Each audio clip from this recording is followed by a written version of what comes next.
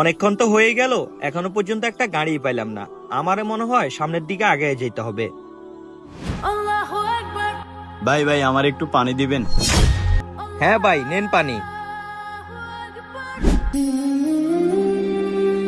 ভাই ভাই আমারে আর একটু পানি দিবেন? আর একটু পানি খাবেন? এই নেন।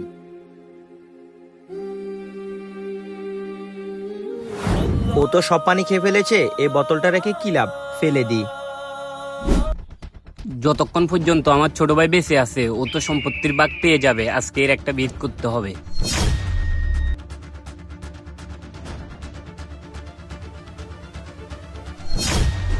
বড় ভাই আসসালামু আলাইকুম, ভালো আছেন? ওয়ালাইকুম আসসালাম, অনেক দূর থেকে এসেছিস, নে পানি খা।